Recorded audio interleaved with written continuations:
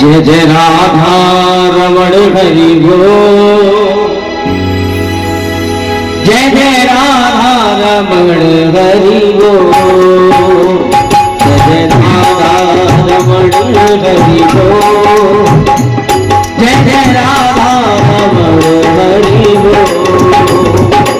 जय राधा रमण हरि बोल। जय जय राधा रमण हरि बोल। जय जय राधा रमण हरि बोल। जय जय राधा रमण हरि बोल। देखिए प्रभु का कितना प्यारा नाम है। संकीर्तन सभी बोला करो। जब अकेले बोलते हैं तो होता है कीर्तन। क्या होता है? कीर्तन। अकेले गाएंगे तो हो जाएगा कीर्तन। जब आप लोग मिल करके गाएंगे तो क्या हो जाएगा? संकीर्तन। हाँ तो करना क्या है? मिल करके गाओ। जय जय राधा रमण हरि बोल। जय जय राधा रमण हरि बोल। जय जय राधा रमण हरि बोल। जय जय राधा रमण हरि बोल। जय जय राधा रमण हरि बोल। जय जय राधा रमण हरि बोल। जय जय राधा रमण हरि बोल।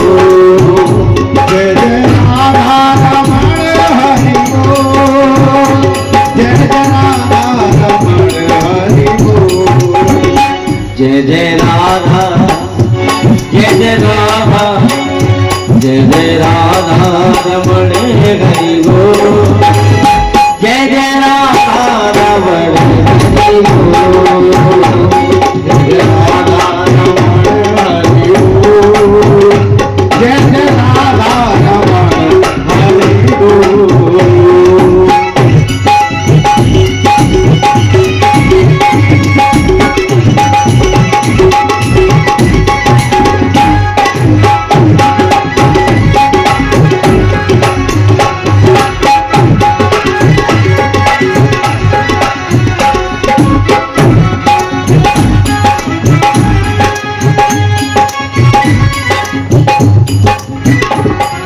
जय जय राधा रमण हरि बोल। जय जय राधा रमण हरि बोल। जय जय राधा रमण हरि बोल। जय जय राधा रमण हरि बोल।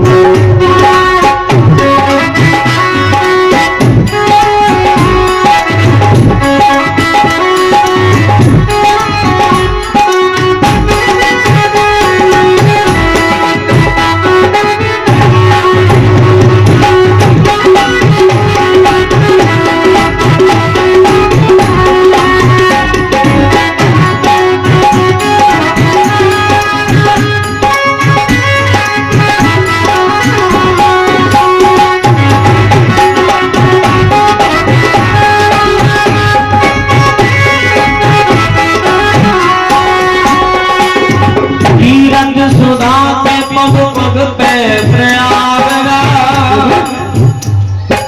कैसव की कैल कुंज कोट कोट काशी है। कैसव की कैल कुंज कोट कोट काशी है।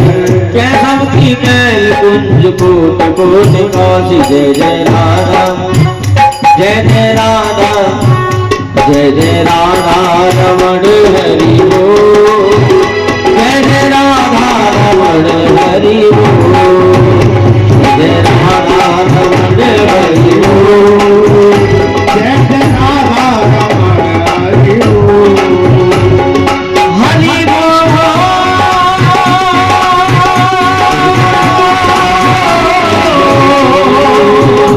जय हरि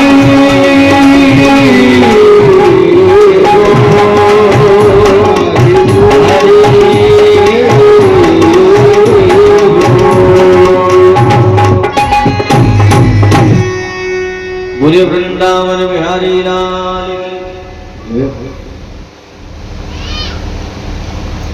असीम कृपा से सुखदेव भगवान जी के दिव्य कृपा के साथ आज इस कथा का 33 दिवस प्रारंभ हो रहा है। पूर्व प्रसंग में हम लोगों ने स्मरण किया कि पृथ्वी को जल से स्थापित किया। तो यहाँ पर एक बात है, यदि कोई मिट्टी का ढेला अगर पानी में डाल दे तो सबसे पहले तो वो धुलेगा और फिर अदृश्य हो जाएगा। लेकिन इतनी विशाल पृथ्वी रसातल में रही, फिर भी उसका कुछ नहीं बिगड़ा। ऐसा क्यों? तब सत्य कहते हैं कि भगवान सर्वतोभावी, भगवान के केवल संकल्प मात्र से यह पृथ्वी टिकी हुई। अब विदुर जी कहने लगे, प्रभु अब आप हमें मनु जी के वंश के बारे में बतलाओ। मैत्रेय जी कहने लगे, विदुर जी ब्रह्मा जी की छाया से कदम जी की उत्पत्ति हुई।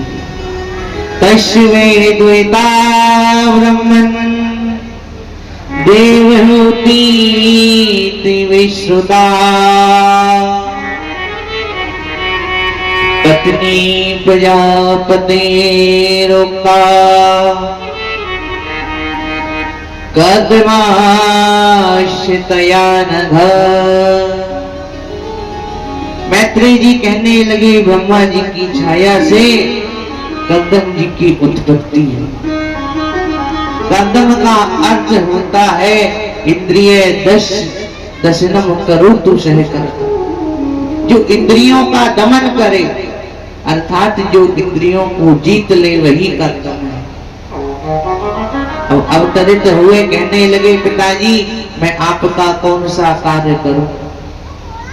ब्रह्मा जी कहने लगे, देखो तुम सृष्टि का विस्तार करो। तुम जी कहने लगे, पिताश्री सृष्टि के लिए तो शक्ति की आवश्यकता होती है, और शक्ति या तो भक्ति से मिलती है या फिर भजन से मिलती है। इसलिए मैं तपस्या करूंगा। अब तपस्या के लिए चले गए। सरस्वती नदी के तट पर 10,000 वर्ष तक कठिन तपस्या की।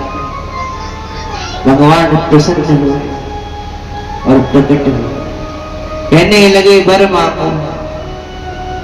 गर्दन जी कहने लगे, अब कछु नाते न चाहिए मोरे, अब कछु नाथ न चाहिए मोरे, अब कछु नाथ न चाहिए मोरे। दीन दयाल अनुग्रह तोरे, दीन दयाल मनोग्रह तोरे, दीन दयाल मनोग्रह तोरे। अब हमें कुछ नहीं चाहिए। भगवान ने कहा, ठीक है मैं तो आया था आपका विवाह हो जाए। अब आपको जब विवाह करना ही नहीं है तो मैं मनु जी से मना कर दूं। और तो गर्दन जी कहने लगे, प्रभु जब आपने विवाह की बात कर ही ली है तो मैं विवाह कर लूं, लेकिन मेरी एक शर्त है, आपको मेरा पुत्र बनकर आना। भगवान कहने लगे, मन ही मन भावे मूढ़ हिला। मन से तो विवाह की इच्छा है और ऊपर ही ऊपर मना कर रहे हो। आप जैसे पिता को तो मैं पुत्र बनाने के लिए हमेशा तैयार रहता हूं। मैं आपके यहाँ जरूर, आपके यहाँ पुत्र बनकर जरूर आऊंगा। स्वाहम स्वांशित लिया त्वरिपरेण महामुनि, तब क्षेत्रे देव होत्या प्रणीषे तत्व संहिता। ऐसा भगवान अंतर ध्यान हो। मनु जी के पास गए, कहने लगे, क्या आपको अपनी पुत्रियों के विवाह की चिंता नहीं? मनु जी कहने लगे, प्रभु जिस घर में बड़े लोग रहते हो वहां पर मैं चिंता क्यों करूं? भगवान बोले जानता था यही कहोगे, लेकिन वो घर के बड़े लोग हैं कौन? मनु जी कहने लगे प्रभु मेरे पिताजी ब्रह्मा जी हैं और ब्रह्मा जी के पिताजी आप हो, तो मैं चिंता क्यों करूं? या तो आप जानो या फिर मेरे पिताजी जाने। भगवान बोले ठीक है, आज से तीसरे दिन अपनी मंझली पुत्री देवहूति को और अपनी पत्नी सतरूपा को ले जाकर कर्दम जी के यहाँ पर देवहूति का विवाह कर्दम जी से कर देंगे। अब ये तीसरे दिन आए, कर्दम जी ने स्वागत किया और तीनों के लिए 3 आसन बिछा दिए। तो यहाँ पर एक बात ध्यान देने की है कि कर्दम जी ने देवहूति जी की परीक्षा ली।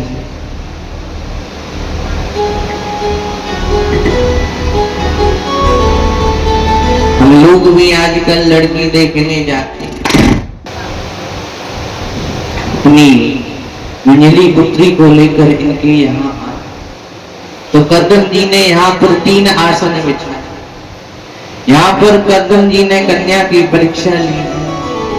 आजकल भाई हम लोग भी लड़की देखने जाते हैं, लेकिन ऊपर की सुंदरता तो देख लेते हैं, अंदर की सुंदरता नहीं देख पाते। जब लड़की देखने लड़का जाता है तो लड़की उसको चंद्रमुखी सी लगती है। लड़का कहता है अरे ओ चंद्रमुखी, अगर तू मुझे मिल जाए ना तो तू भी सुखी और मैं भी सुखी। और जब बात पे विवाह हो भी जाता है। अब विवाह से कुछ दिन और बीतते हैं, जब विवाह के सामने सूर्यमुखी सी लगती है, जब कहता है अरे ओ सूर्यमुखी तू यहाँ क्यों आई, तेरे आने से तो मैं हो गया दुखी। अब विवाह के कुछ साल और बीतते हैं तो पड़ोसियों पर फटती है। जब पड़ोसी कहते हैं अरे ज्वालामुखी तुझे यही घर मिला, कहीं और चली जाती। कहने का तात्पर्य लड़की देखी लेकिन ऊपर की सुंदरता, ऊपर से चाहे कितनी भी कुरूप, यदि अंदर से सुंदर है तो वो आपके घर को स्वर्ग बना दे। आज कर्दम जी ने भी लड़की की परीक्षा आसन बिछाया। अब देवहूति जी विचार करने लगी यदि इस पर बैठती हूं तो पति सेवा का पाप लगेगा, और अगर नहीं बैठती तो पति के दिए हुए पहले उपहार का अपमान होगा। इसलिए देवहूति जी आसन पर हाथ रखकर बैठे। इसी से कर्दम जी प्रसन्न हुए और कहने लगे आपका आगमन किस कारण से हुआ है। मनु जी कहने लगे देखो ये मेरी पुत्री प्रिय व्रत और उत्तानपाद की बहन है, ये रूप बल्य स्वभाव में आपके ही समान है, इसीलिए आप मेरी पुत्री को स्वीकार करें। कर्दम जी कहने लगे प्रभु विवाह की इच्छा तो मेरी भी है, लेकिन मेरी एक शर्त है कि मैं विवाह से एक संतान होने के बाद गृहस्थ का त्याग कर दूंगा। यदि आपको मंजूर हो तो विवाह कर ले। मनु जी कहने लगे हमको मंजूर है। तब कर्दम जी ब्रह्म विधि से विवाह। संत कहते हैं हमारी जो विवाह विधि है वो 8 है।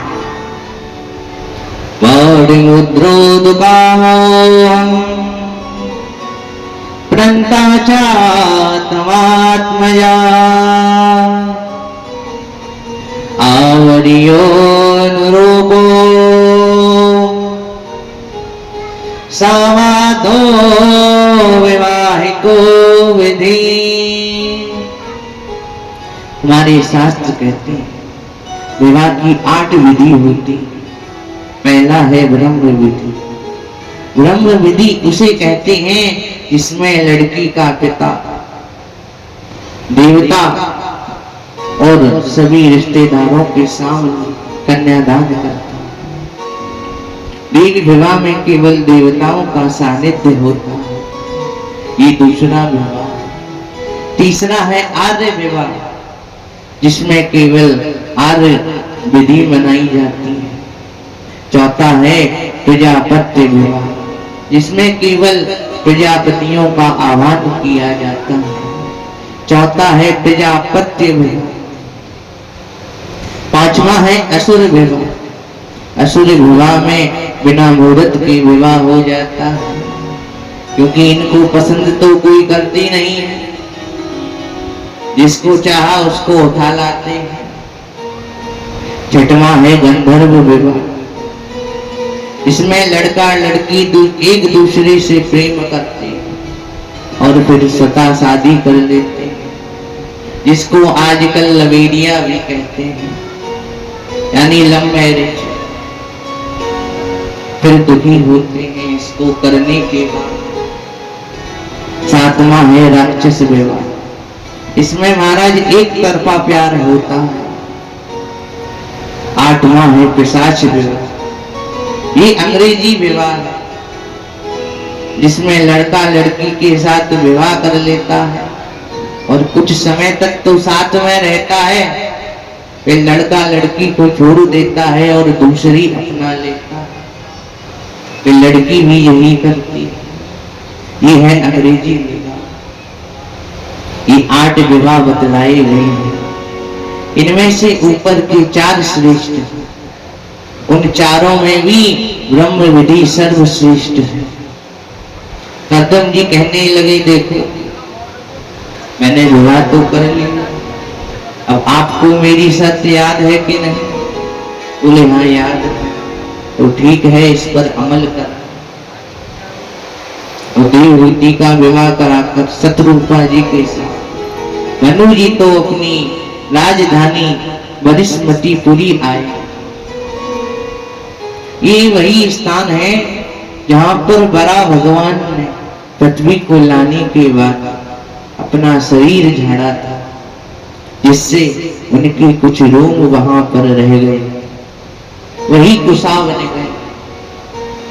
इसी स्थान पर महाराज मनु जी कुशा की चढ़ाई बनाकर आराधना करते हैं, श्री यज्ञ भगवान को प्रकट किया। इधर विवाह की प्रशंसा में कर्दम जी की समाधि लगी। हमारा यहाँ पर एक बात ध्यान देने की है, जब हमारा विवाह होता है तो हम भगवान को भूल जाते हैं, लेकिन यहाँ पर कर्दम जी अपनी पत्नी को भी भूल जाएंगे। और देवहूति जी इनकी सेवा में लगी रहती।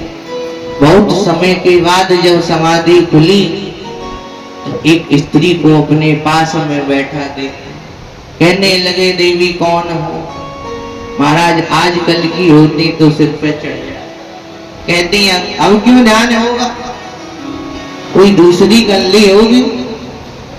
लेकिन जब लोग मर्यादित रहते, देवहूति जी ने सारी बात बताई। लोग विवाह के बाद भगवान को भूल जाते हैं, लेकिन कर्दम जी ने बताया चाहे कितना भी विवाह क्यों ना हो, भगवान को नहीं भूलना। कर्दम जी देवहूति जी से कहने लगे, देखो अब मैं आपका कौन सा कार्य करूं, आप ये बताओ। देवहूति जी कहने लगी, प्रभु हर स्त्री के अंदर यही इच्छा होती है कि वो मां बने, मेरी भी यही इच्छा है। और कर्दम जी ने देखा देवहूति जी का शरीर संतान उत्पत्ति के लिए नहीं, तो कर्दम जी देवहूति जी के साथ बिंदु सरोवर में स्नान, और और एक कामक नाम के विमान की रचना, जिसमें इतनी जगह थी कि सभी लोग आ जाएं फिर भी 2 सीट खाली रहती थी। इसमें इन्होंने विहाय, और जब विहाय की इच्छा पूर्ण हुई तब विमान नीचे उतरा। इतने समय में कर्दम जी ने देवहूति जी से 9 कन्याओं को उत्पन्न और कहने लगे, देवी मैंने तुम्हारे पिताजी से शर्त लगाई थी कि मैं एक संतान होने के बाद गृहस्थ का त्याग करूंगा। आज एक नहीं आपकी 9 संतानें हो चुकी, अब मैं तो चला भजन करूं। देवहूति जी कहने लगी, प्रभु मैं भी स्त्री जाति की हूं और ये पुत्रियां भी स्त्री जाति की हैं। मैं स्त्री जाति की होकर इनके संयोग वर कहां से ढूंढूं? जाते जाते आप इनका विवाह तो करा जाइए और मुझे एक सुंदर पुत्र भी देते जाए। अब कर्दम जी को ध्यान आया, कहने लगे, भगवान ने आने के लिए कहा था लेकिन अभी तक आए नहीं, रुक गए। आज सरकार कहती है बच्चे 2 ही हैं।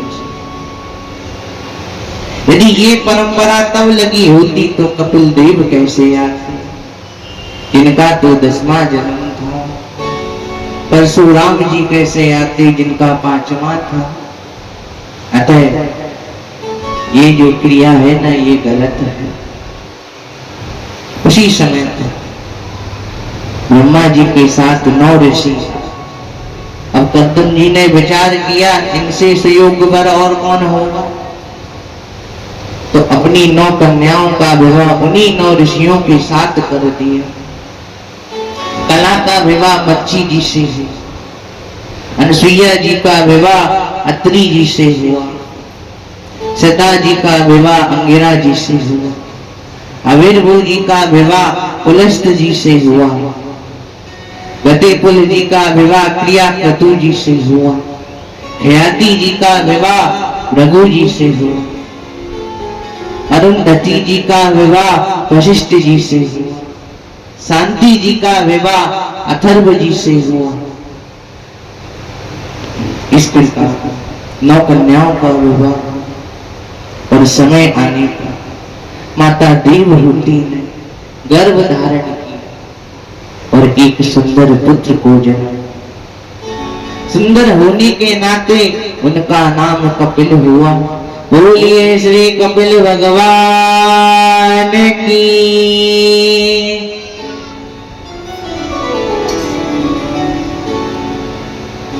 केवल ही अवतार भगवान ने बाल लीलाएं,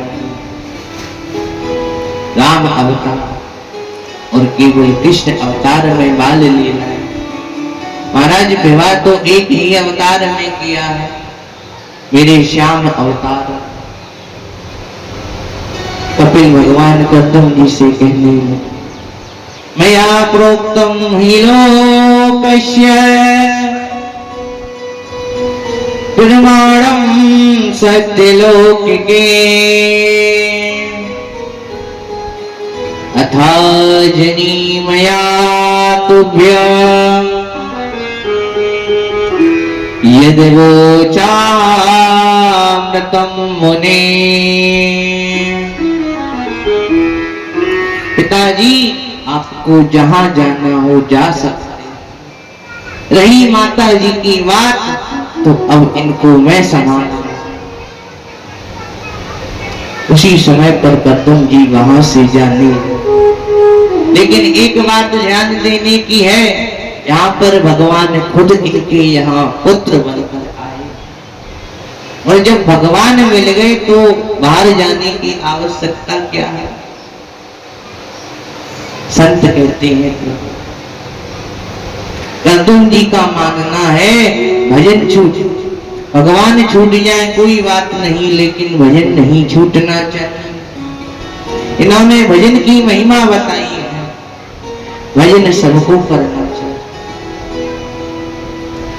गौतम जी के जाने पर माता देवहूति जी उदास हुई, भगवान से कहने लगी, मनुष्य हूं मैं, ऐता और ममता कैसे दूर हूं। भगवान कहने लगे, मां संतों का संत कर। माता कहने लगी, हम संत किसे माने, पैहारी को, फलाहारी को, त्यागी को संत होते कौन है, ये भी हमें बतलाइए। तो कपिल भगवान कहते हैं, मां आपने जितने भी कारण बताए उनमें से कोई भी संत के लक्षण नहीं। संत तो वो होते हैं जो दयालु होते हैं, बिना किसी प्रभाव के, बिना किसी लालच के दूसरों के कल्याण की भावना रखते हैं, अजात सत्पुरुष हैं, शांत हैं, सरल स्वभाव वाले होते हैं, जब पुरुषों का सम्मान करने वाले होते हैं, मुझसे अनन्य प्रेम करने वाले होते हैं, उनको संत कहा जाता है। श्री नारद जी ने संतों का बड़ा ही उल्लेख दिया है। निज गुण श्रवण सुनते सकुचाही,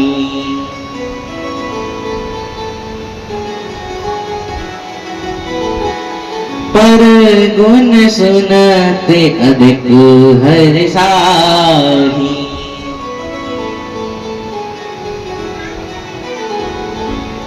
ऐसे लोगों को संत कहा जाए। इंद्रियों के संग से कल्याण होता है। देवहूति जी कहने लगी, प्रभु भक्ति का स्वरूप क्या।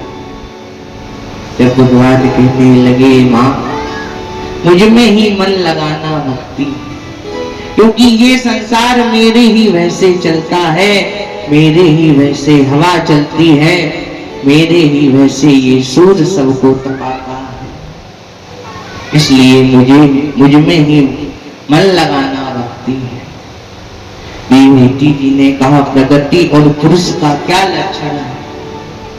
तब भगवान कहते हैं, मां 24 तत्वों से मिलकर पृथ्वी बनी, पंच महाभूत, पंच तन मात्राएं, अंतकरण, चतुष्ट और दंश इंद्रियां, यही प्रकृति के 24 तत्व। पंच महाभूत, जल, तेज, वायु, आकाश और गंध, रस, रूप, स्पर्श, शब्द, श्रोत, त्वचा, चक्षु, रसना और नासिका, ये पंच ज्ञान इंद्रियां हैं। नाक, पानी, उपस्थ और वायु, ये पंच कर्म इंद्रियां हैं। अतः इन सबको मिला 24 इंद्रियां होती हैं। कुछ लोग काल को मिलाकर 25 तत्व बताते हैं, कुछ लोग काल को इन 24 से अलग नहीं मानते। रज तत्व प्रकृति है और उस प्रकृति का पुरुष विराट भगवान।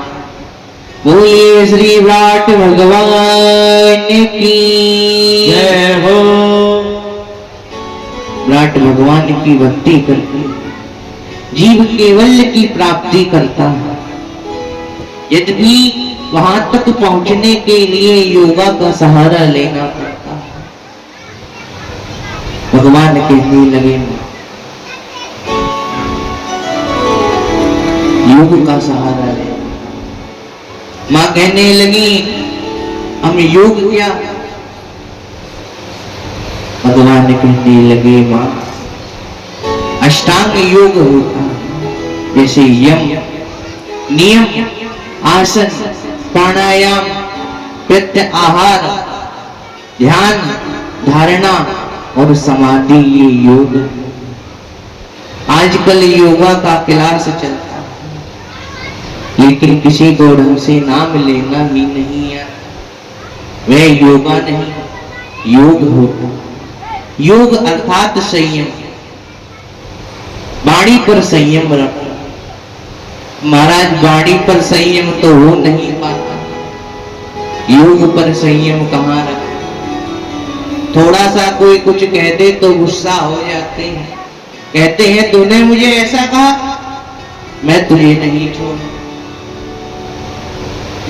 अतः सबसे पहले क्रोध पर संयम। जब क्रोध पर संयम होगा तो मन हमेशा शांत रहेगा।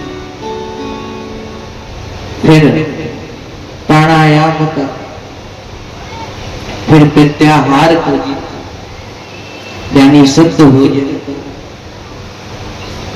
फिर छठी सीढ़ी आएगी ध्यान। भगवान के किसी भी रूप का ध्यान करो और उसको मन में धारण करो। जब व्यक्ति मेरे मन और अधीन कर लेता है, जब व्यक्ति को कुछ नहीं सुन, वह मेरा ही भजन करता है और मेरी सेवा छोड़कर वह आजकल सालोक सारिष्टि और सामिप्य में लग जाता है, खाने कमाने में लग जाता है। फिर बुढ़ापा आ जाता है, भोजन कम हो जाता है। इतना होने के बाद भी वासनाएं कम नहीं होती। कंठ से धई धई की आवाज आती है। सब कुछ देखते हुए भी कुछ नहीं कर सकता, ये सोचता है। कहता है जिन्हें मैं अपना मानता था वो आज मेरी ऐसी दशा कर रहे हैं। बहुएं ताने मारती हैं, पता नहीं बुढ़ा जाने कब मरे, मरता ही नहीं है। और महाराज जिसके लिए बोला जाता है ना कि कब मरेगा, थोड़ी देर से मरता है।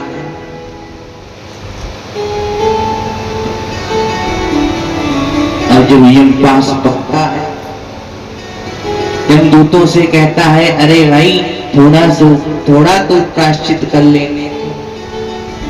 यमदूत कहते हैं इतने वर्षों तक तू कुछ नहीं कर पाया, बाल अवस्था आई, जवानी आई, बुढ़ापा आया, जब कुछ नहीं कर पाया तो अब क्या कर लेगा। चल यहां। किसी ने बहुत अच्छा कहा, जब तेरी डोली निकाली जाए बिना मुहूर्त, उस समय पर बिना मुहूर्त के हमारी डोली निकाली, कोई काम नहीं है। पैसा कितना भी कमा लो, कुछ नहीं ले जाना। यमदूत उसे मौका नहीं दे। उस समय बिना मुहूर्त की सवारी उठती है। यमदूतों से कहता है देखो ये मेरे घर वाले जो है मेरे लिए कितना रो रहे हैं। यमदूत कहते हैं कि हम तो देख ही रहे, अब तुम ही देखो कि ये तुम्हारी क्या गति करेंगे। गरुड़ पुराण के अनुसार अंत्येष्टि तक वह व्यक्ति ऊपर खड़ा होकर अपनी सब चीज देख कर जाता है, जिससे उसको भगवान के धाम को जाने का मौका मिलता है। जाएगा जब यहाँ से कुछ भी न पास होगा, 2 गज कफन का टुकड़ा तेरा लिबास होगा।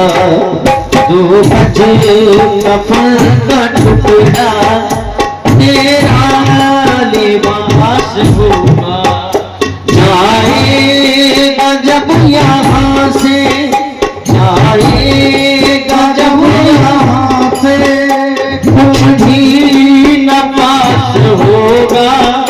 2 गज कफन का टुकड़ा तेरा लिबास होगा।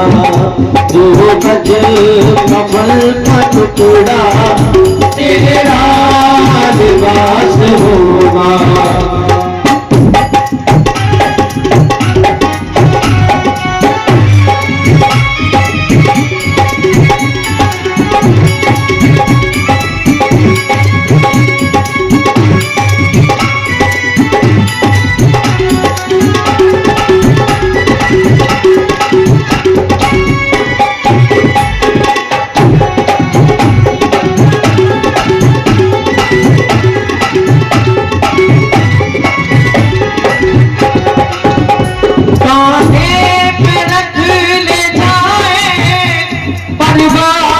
बाल तेरे यमदूत ले पकड़ के डोले घेरे घेरे डोले घेरे घेरे डोले घेरे घेरे पीटेगा छाती अपनी पीटेगा छाती अपनी उठवा उदास होगा दो गज कफन का टुकड़ा तेरा लिबास होगा दो गज कफन का टुकड़ा तेरा लिबास होगा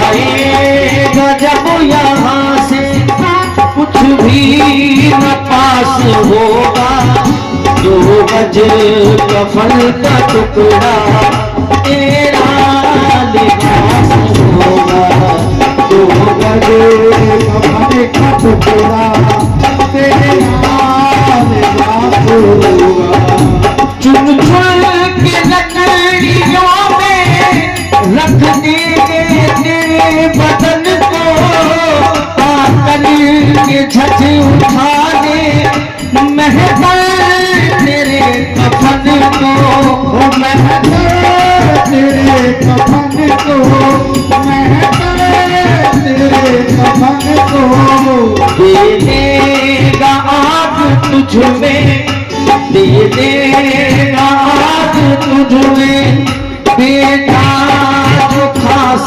होगा दो गज कफन का टुकड़ा तेरा लिबास होगा दो गज कफन का टुकड़ा तेरा लिबास होगा दो गज कफन का टुकड़ा तेरा लिबास होगा दो गज कफन का टुकड़ा तेरा लिबास होगा।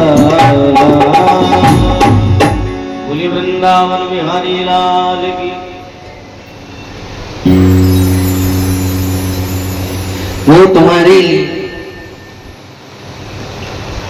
इतना रो रहे हैं, वही तुम्हारे क्या गति करेंगे ये देखो। महाराज ये यमलोक है, ये यहाँ से 36,000 योजन की दूरी पर है। इसकी जो मुहूर्त दिया गया है ना, ये 3 मुहूर्त में तय की जाती है दूरी। तो मार्ग में जाता है तब इसे भूख प्यास लगती, कहता है भैया कुछ खाने को दे दो।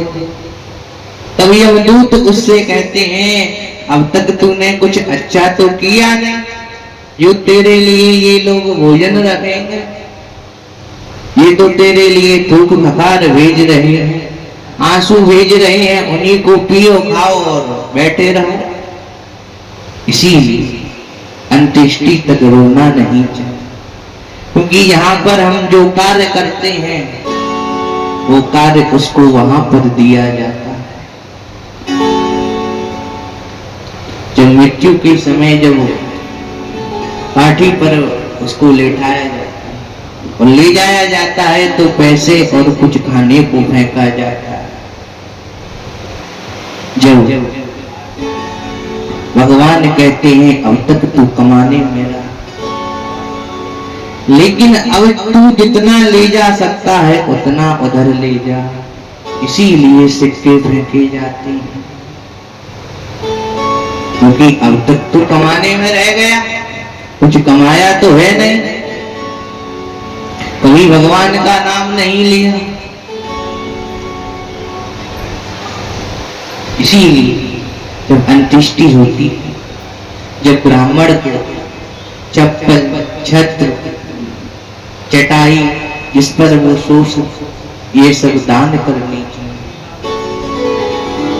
कुत्ते नोचते हैं, अनेकों प्रकार के कष्ट मिलते हैं, चलते चलते बेहोश हो जाता है, फिर होश में फिर स्वर्गलोक में ले जाए। इसको उसी प्रकार कर्मों का दंड देकर शुद्ध किया जाता है। फिर चंद्रमा से कलह में आता, पिता के उदर में जाता है, एक दिन में बुदबुदा बनता है, 5 दिन में वीर जैसा हो जाता है, 15 दिनों में अंडाकार होता है, और फिर धीरे धीरे 5 महीने बीतने के बाद शरीर आ जाते हैं तो भूख प्यास लगती है। 7वें महीने में भगवान की स्तुति करता है, गर्व से वह यही स्तुति करता है। आइए हम लोग भी भजन के माध्यम से इसको कहते हैं।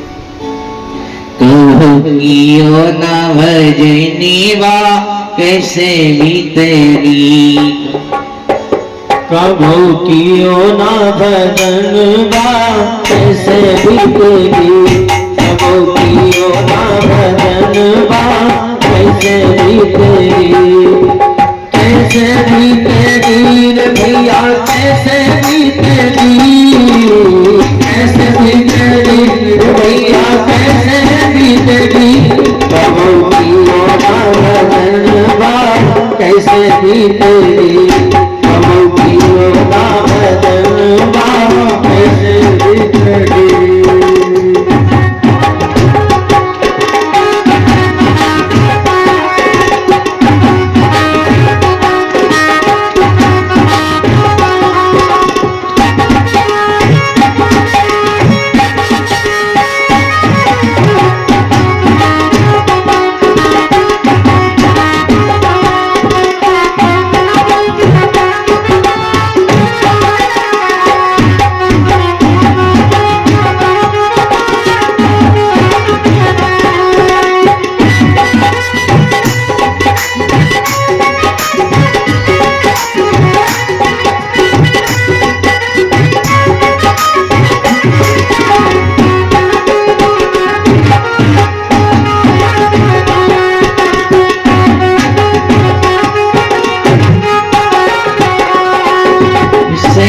सकियो कष्ट गर्भ के कियो कौल करार, सहना सको कष्ट गर्भ के कियो कौल करार, प्रभु तुम्हारा भजन करूंगा करो नरक से पार, प्रभु तुम्हारा भजन करूंगा करो नरक से पार, फायदा भूलो रे भीमनेवा कैसे बीतेगी, फायदा भूलो रे भीमनेवा कैसे बीतेगी,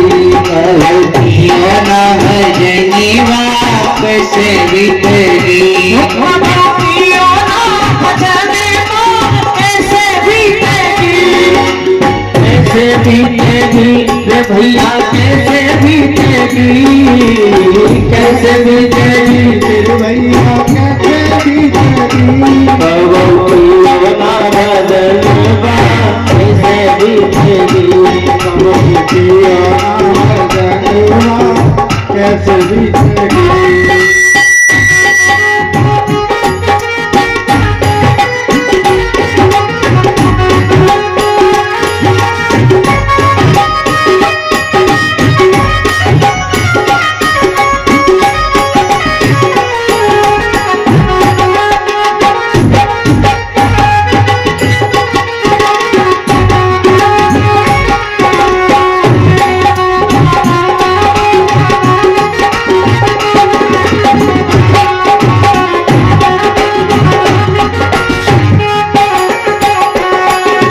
कालापन हंस खेल गवायो आई मस्त जवानी, कालापन हंस खेल गवायो आई मस्त जवानी, कालापन हंस खेल गवायो आई मस्त जवानी, कालापन हंस खेल गवायो आई मस्त जवानी, रे मात पिता ने करी सगाई दूल्हा बनो गुमानी, मात पिता ने करी सगाई दूल्हा बनो गुमानी, बन गए हाथों में कंगना कैसे बीतेगी, बन गए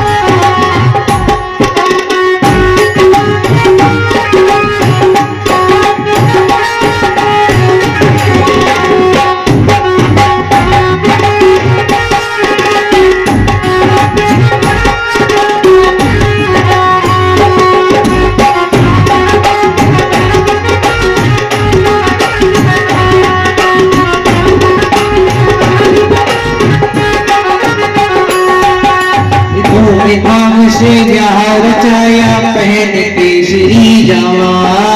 धूमधाम से ब्याह रचाया पहन केसरी जामा। धूमधाम से ब्याह रचाया पहन केसरी जामा। धूमधाम से ब्याह रचाया पहन केसरी जामा। दुल्हन लेकर घर को आए खत्म हुआ सब ड्रामा। दुल्हन लेकर घर को आए खत्म हुआ सब ड्रामा। बन गई सजनी के सजनी वाया कैसे बीतेगी। बन गई सजनी के सजनवा कैसे बीतेगी। पियो ना भजने वाया कैसे बीतेगी। पियो ना भजनवा कैसे बीतेगी। कैसे बीतेगी रे भैया कैसे बीतेगी। कैसे बीतेगी भैया कैसे बीतेगी। अब पियो ना भजने वाया कैसे बीतेगी। अब पियो ना भजनवा कैसे बीतेगी। अब पियो ना भजनवा कैसे बीतेगी। अब पियो ना भजनवा कैसे बीतेगी।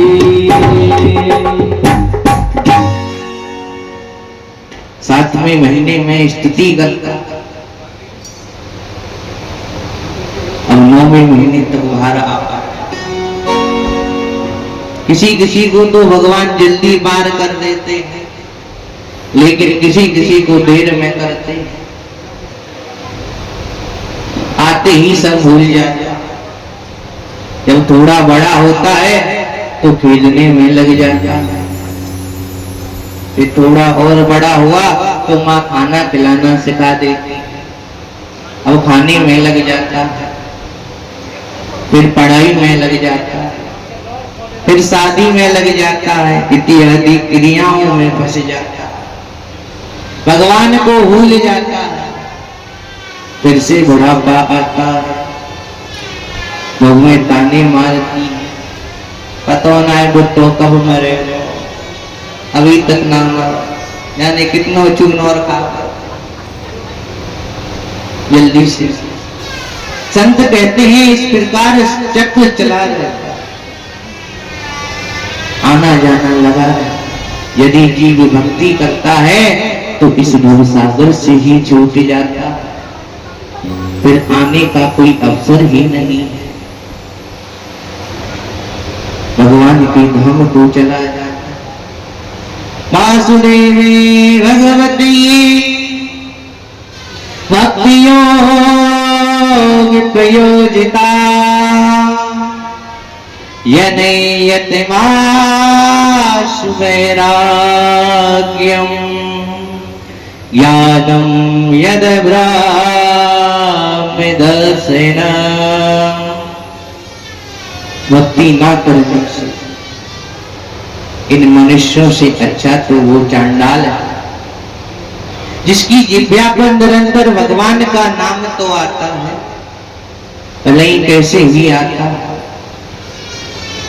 अतः इस कपिल भगवान 9 अध्यायों में साखण्य योग की विद्या जिसे माता सिद्धिपद नाम का तालाब बने। कपिल भगवान भी गंगा सागर चले, आज भी वहीं पर तपस्या कर रहे।